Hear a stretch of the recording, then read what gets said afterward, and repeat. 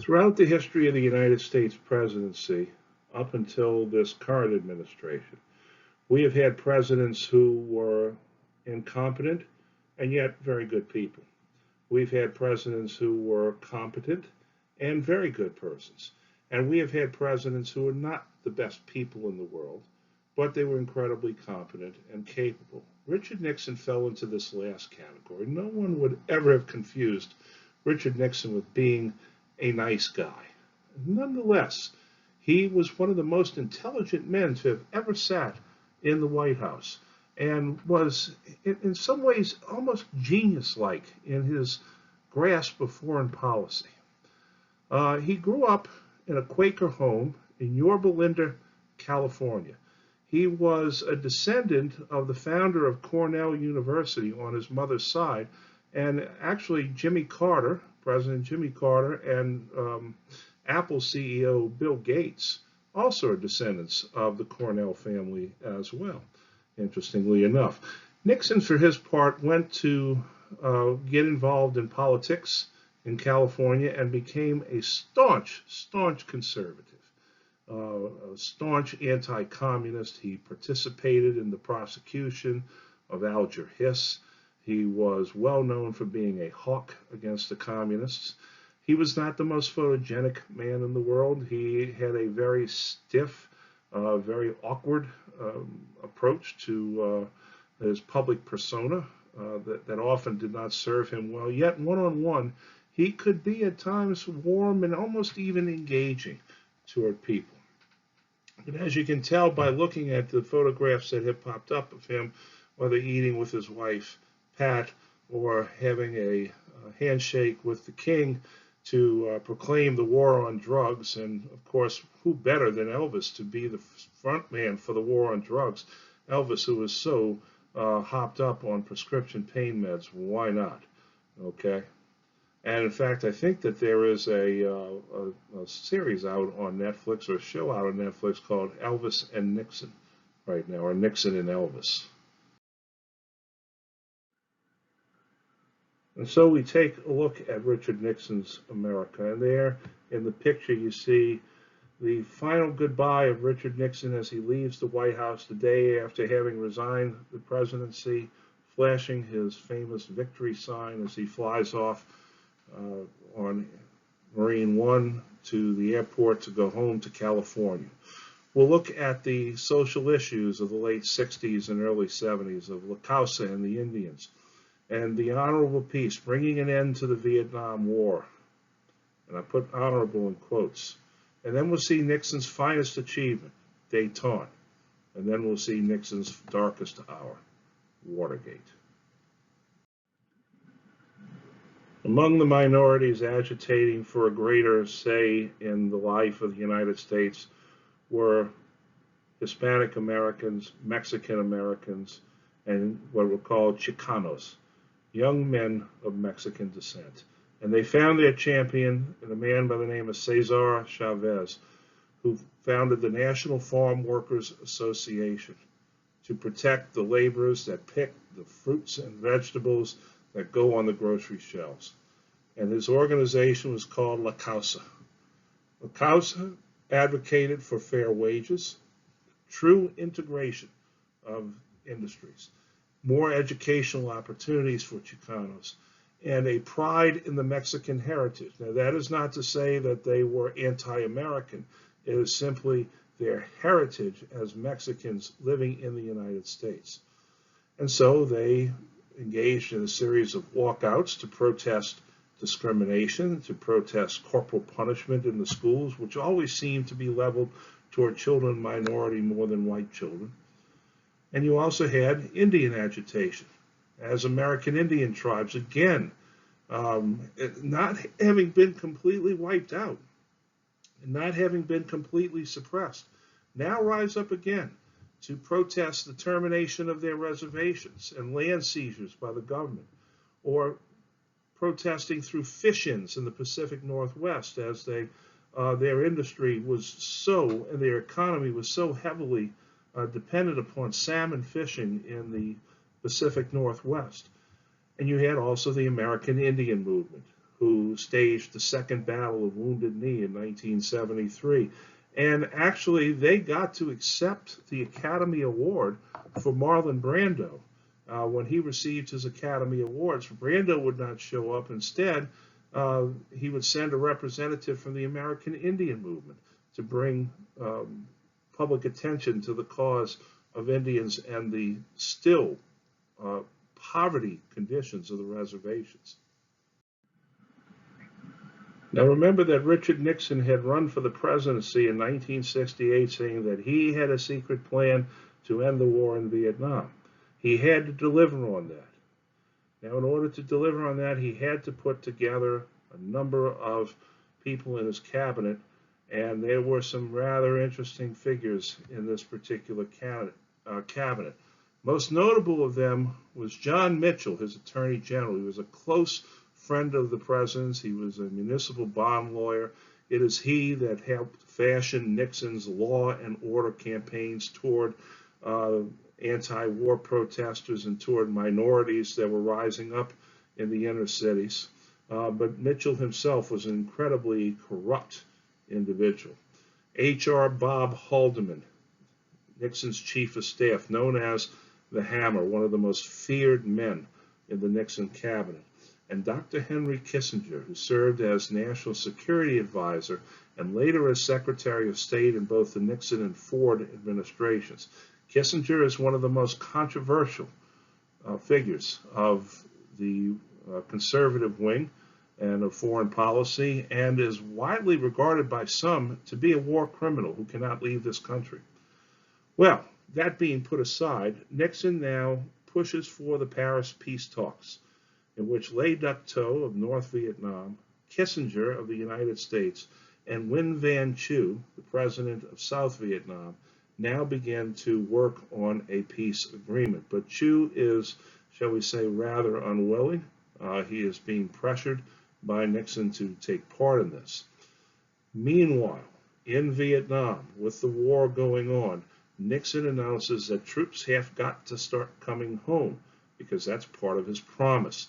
And so he calls it Vietnamization. And this is actually the title of the term that was created by his Secretary of Defense, Melvin Laird. It would consist of the gradual withdrawal of U.S. troops. Instead of bringing all the U.S. troops home at once, instead they would gradually withdraw U.S. troops and then turn over the fighting to the South Vietnamese Army. There's one problem with that. The South Vietnamese Army is not yet ready to take over the fighting. They need more time, and time is something they simply do not have. Nixon also promotes what is called the Nixon Doctrine. The Nixon Doctrine states very specifically that we will help you with arms and weapons and money in the fight against communism, but you have to basically do it on your own. That's the Nixon Doctrine. Now, Nixon is trying to bring an end to the Vietnam War, but what happens is that during his administration, the war expands slightly into Cambodia. And when the war expands into Cambodia, this ignites renewed student protest, such as the infamous Kent State shooting, in which 4 students, unarmed, were gunned down by the Ohio National Guard at Kent State University in Kent, Ohio. Because of the tremendous backlash as a result of this incident, Nixon has to go on and he gives what is called his famous silent majority speech, in which Richard Nixon reaches out to you Americans who consist of the vast silent majority. That is, those who were not the protesters, those who were quiet but supported the American goals in Vietnam. It's a resounding success, and the protesters really take it on the chin as a result of this. And that is Dr. Henry Kissinger, who has long been considered a foreign policy guru and is often featured, or was often featured, on news programs. He is known for his very deep German baritone when he speaks like this on U.S. foreign policy. But Dr. Kissinger is, like I said, regarded by some as a war criminal, And it is considered unsafe for him to leave the country because then he might be scooped up and brought to The Hague and put on the war crimes tribunal over there. But he is one of the leading figures of American foreign policy in the 1960s and 70s.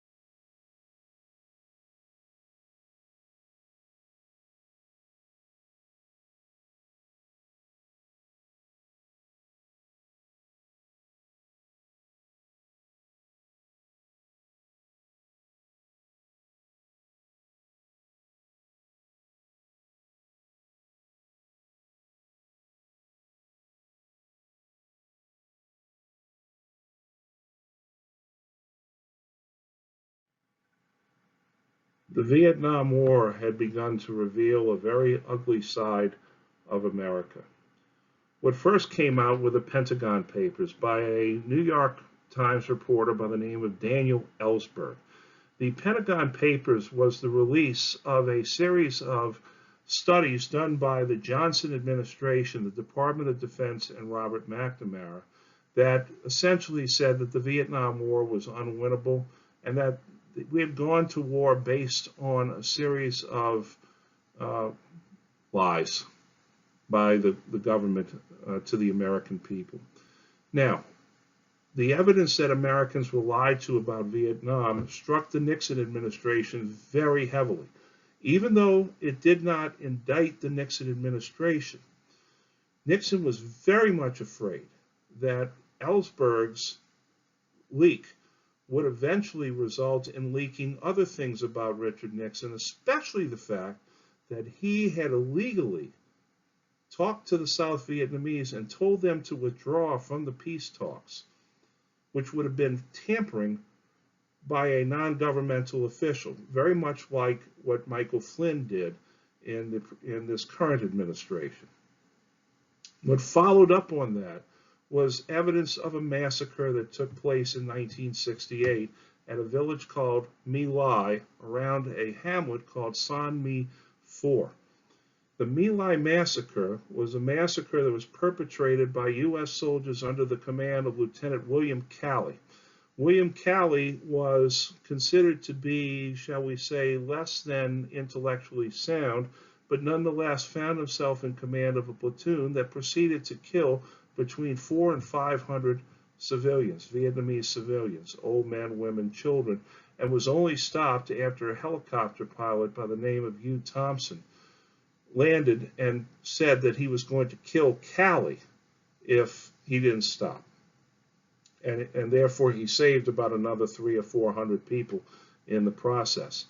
As a result of this, Calley was court-martialed. His superior officer was court-martialed as well. Several chaplains who had learned of this were court-martialed. But Calley was convicted, sentenced to life in prison, but then just simply put under house arrest. He was eventually pardoned by Nixon.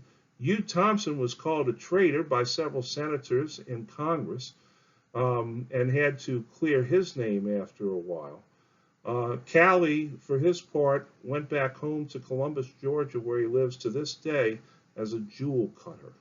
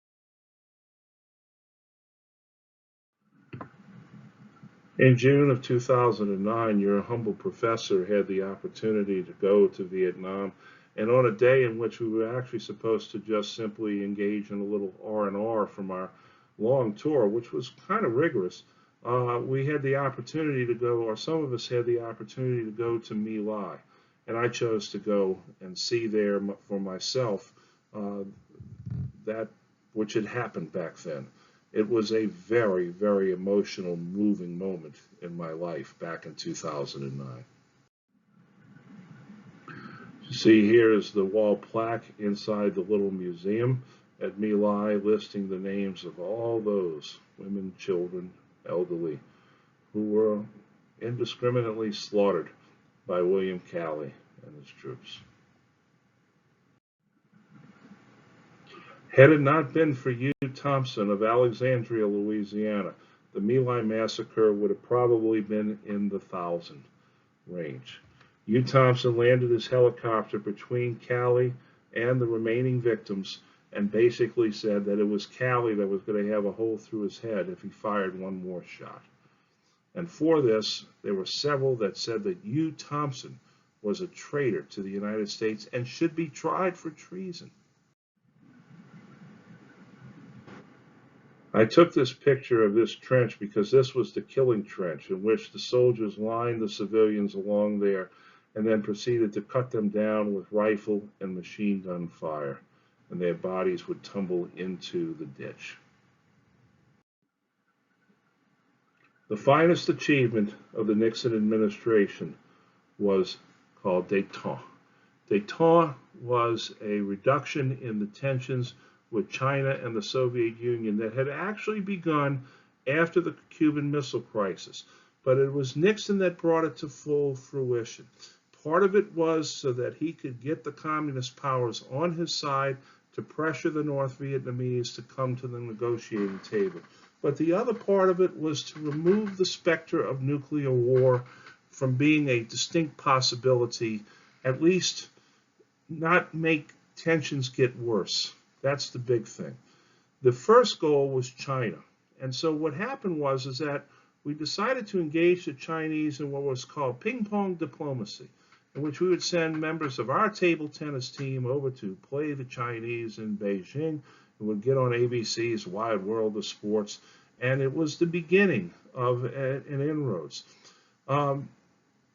Through the work of Henry Kissinger and intermediaries, Nixon made his famous trip to China in 1972, and there he met with Zhou Enlai, who made Nixon walk across the tarmac to him and standing still as sort of a getting back even with the U.S. for rebuffing him back at Geneva in the 1950s. And then he met with the communist emperor himself, Mao Zedong, who was now elderly and retired, but still the beloved leader of China at the time. Because of Nixon's inroads to China, he then was invited to come to Moscow, and there he met with Brezhnev and helped sign the SALT I Treaty, the Strategic Arms Limitation Treaty, which tried to reduce the intercontinental ballistic missiles and the SBMs, okay, the submarine ballistic missiles. Nixon also reached out toward Latin America, continuing to isolate Cuba, that communist bastion in the Caribbean. And in doing this, he gave support for right-wing dictators like the Somoza regime, and Kissinger, in one of his, considered to be one of his war crimes, helped the CIA overthrow Salvador Allende in Chile, who had been elected but was considered to be too far left, too pro-communist for the Americans, and so they installed the dictator in Chile, whose name at the moment escapes me. Nixon's domestic agenda was somewhat progressive in some ways, very conservative in others. Again, reducing the Great Society by going after welfare reform. But Nixon also helped create the EPA and enhanced environmental regulation. Nixon's big domestic agenda, though, was to reach out and close the deal with many Southern Democrats who had been disillusioned with desegregation in the civil rights movement. This is called the Southern Strategy. It was basically telling Southern Democrats like Strom Thurmond and Jesse Helms and Trent Lott and others, if you are disillusioned with the Democratic Party because of their commitment to civil rights, then come over to us. It was a very cynical move on the part of the Republicans. And it is an ongoing debate right now on social media about how the Democratic Party at one time was the party of the Ku Klux Klan, and that's undeniable. But the Democratic Party has shifted over time, and the Republican Party, with Nixon and others, reach out to disillusioned white conservative Democrats in the South and bring them into the party. And this is what finally seals the deal and flips the solid Democratic South to where it is now the solid Republican South. Once Nixon arrived in Beijing, China, and all the political posturing came to an end, the leaders could sit down and be comfortable with each other. And here you see Nixon meeting with Zhou Enlai in the upper left and basically letting him know how long a foot-long hot dog was in America. We're not sure what he's exactly saying there. But you can see that Nixon has a tremendous ease when he's talking one-on-one with somebody, which was not something that he had in larger crowds. Here you see Nixon shaking the hand of the elderly Mao Zedong, the great revolutionary of China, who was essentially the communist emperor of China. Here you see one of the iconic images of the great visit of Nixon to China as he and Mrs. Nixon stroll along the Great Wall. The Great Wall of China, of course, one of the biggest wastes of brick and mortar and human labor in all of history, but is a great tourist attraction. You have to understand something about the visit to China. And there's the joke from the Star Trek movies that we have a saying on Vulcan that only Nixon could go to China. But it is true. Only Nixon, the absolute anti-communist. Many of the communist world thought that Nixon was a madman when it came to the communist world, and yet it is he, not a Democratic president, but a Republican president, a staunch anti-communist, that is able to close the deal on opening up the People's Republic of China to diplomatic relations with the U.S. and essentially flipping the script with Taiwan and making it what's called the One China policy. Keep that in mind, the One China policy, that China and Taiwan are one nation, and the U.S. recognizes now for the last 50 years the government of the People's Republic of China, and we do not recognize the government of Taiwan anymore. Of course, here's Nixon having gone now to Russia, meeting with Soviet Premier Leonid Brezhnev, and Nixon apparently is ordering 2 vodkas at this point. No, we don't know what he's saying, but again, you see the ease with which Nixon is able to engage these world leaders. many of whom thought that he was crazy, insane, ready to go to war over a little thing. And instead, he turned out to be the Prince of Dayton. The real tragedy of the whole thing with Nixon in China and the Soviet Union is that as he is meeting with them, his administration is starting to unravel. Once again, just like with My Lai, okay, there's the crime, which is bad. But crimes can be overcome if they're admitted to right away. What happened was the cover-up. It was the cover-up that does Richard Nixon in. Watergate revolved around the break-in of the Democratic National Headquarters by operatives working for the committee to re-elect President Nixon. And it happened at the great condominium complex of Watergate, which is one of the ugliest buildings that you'll ever see. It's one of the first buildings that you see when you cross the Potomac. If you take your eyes away from the Capitol Dome and the Jefferson Memorial and the Lincoln Memorial and the Washington Monument, you look to your left up the Potomac, and there is this big, ugly complex that is called Watergate. Well, what is Watergate about? Okay, in 1972, Richard Nixon is running for re-election, and he considers himself vulnerable. He has to get the deal done with Vietnam. The Democratic Party, however, is an absolute hot mess of a party at this point. And in their convention, after just countless ballots, they finally come down to George McGovern of South Dakota. But McGovern is not nominated until about 2:30 in the morning, and he has to give his speech while most Americans are sound asleep in bed. He said he gave the speech of his life. But McGovern comes to the nomination because the front runner in the race, Edmund Muskie, U.S. Senator from Nebraska, was essentially forced from the race after a series of dirty tricks by the Nixon campaign led Muskie to breaking down and crying on stage in front of the American people. And that was the end of Edmund Muskie. George Wallace, who was also running for president, once again on his American Independent Party, was shot in Maryland on May 15, 1972, and paralyzed from the waist down. He tried to keep the campaign going, but he could not carry it on. The Nixon campaign, led by John Mitchell, was called the Committee to Re-elect the President. The mnemonic is CREEP. Now, that's not a very good mnemonic to have. And it specialized in dirty tricks. And the prince of the dirty tricks was a California lawyer by the name of Donald Segretti. What we also found out along the way is that they were conducting surveillance. And this was part of the Watergate break-in. The break-in at the Democratic National Headquarters, located in the Watergate complex, was carried out by a group of men who worked for the CIA and for other organizations in the government called the Plumbers. And what they had done in order to break in to Watergate, they had to leave some tape on a lock in order to get back out again. And a security guard saw the tape and went up and arrested these men. It started out as a very small thing. And Bob Woodward and Carl Bernstein, reporters, young reporters, hungry reporters for the Washington Post, got their teeth into this story. And they begin to follow a trail that leads eventually to the President of the United States.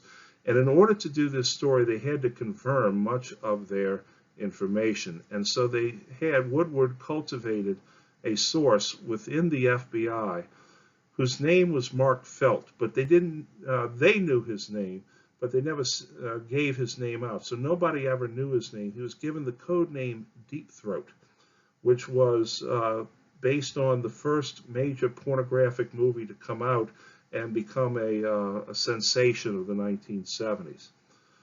As they begin to uncover more with the mantra, follow the money, following the money, they make it all the way into the White House itself, and this triggers the Watergate hearings, which is very much similar to the Russia-Ukraine hearings. Sam Ervin, a Democrat from North Carolina, an unreconstructed Democrat in his own mind, but a big-time supporter of the Constitution, chaired the Senate committee that started investigating and bringing witnesses. Imagine that, they brought witnesses this time. And it is John Dean, who is a special counsel to the president, that implicates the president of the United States in the cover-up itself. And while all this is going on, Spiro Agnew, the vice president of the United States, has to resign as vice president. And so Richard Nixon now names Gerald R. Ford as vice president of the United States, which was a fateful decision in so many ways.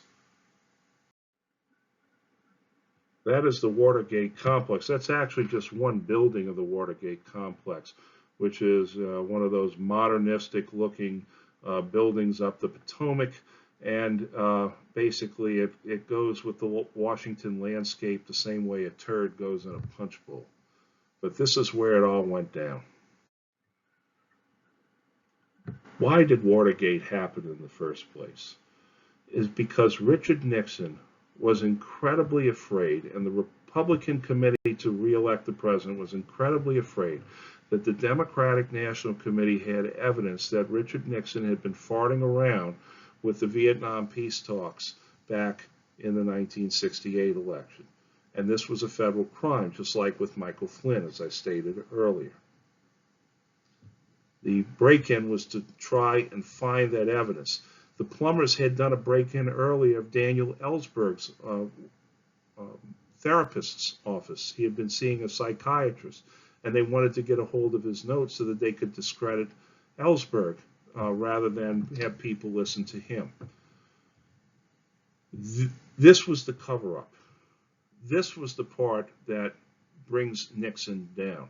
While Nixon did not authorize the break-in, he authorized the cover-up. And because of this, it was now getting closer.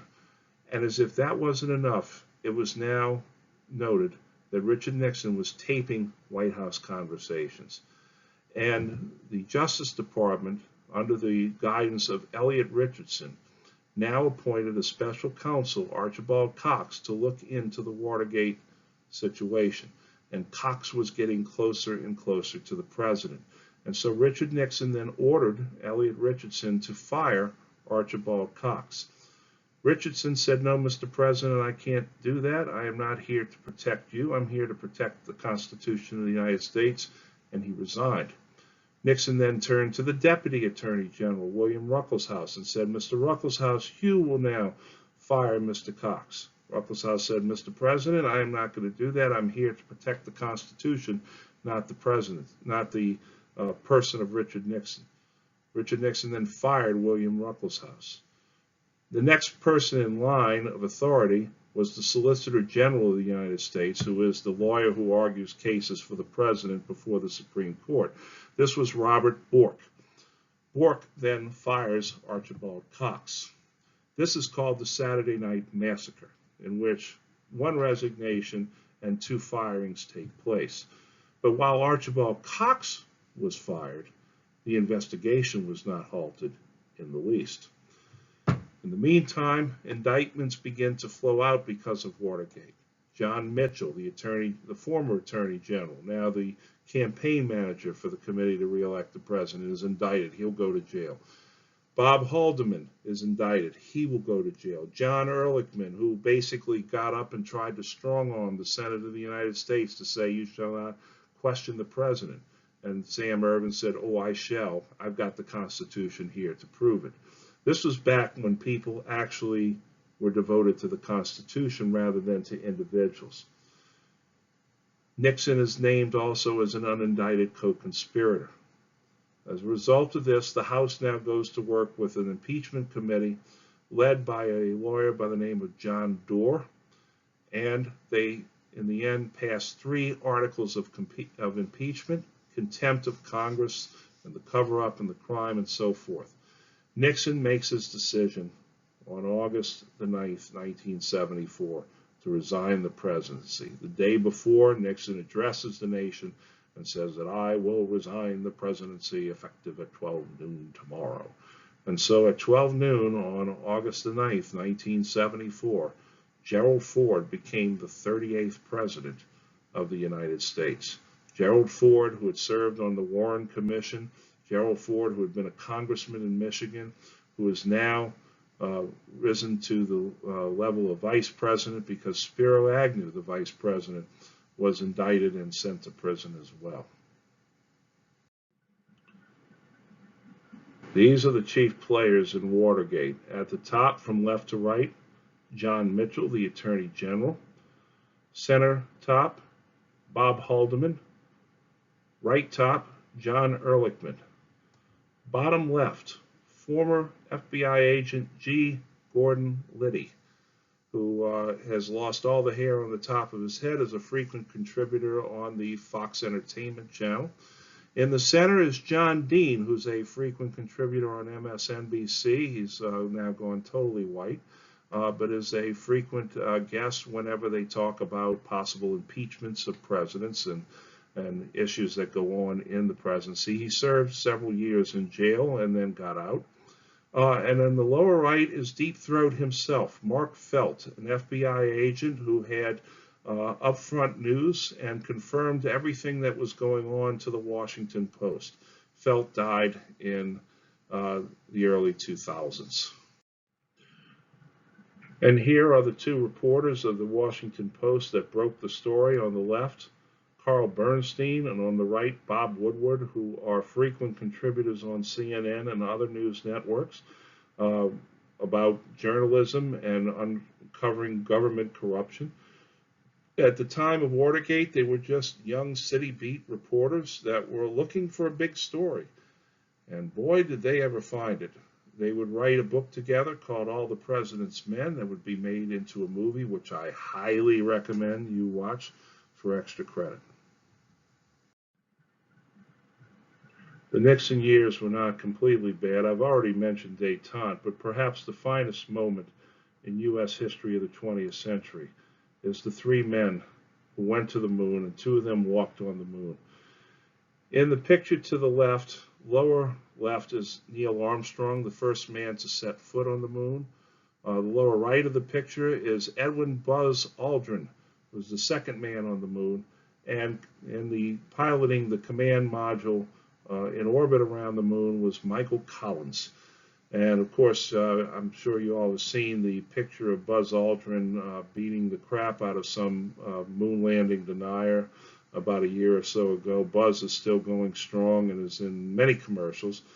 This is a picture that Armstrong took of Aldrin as he is walking on the moon.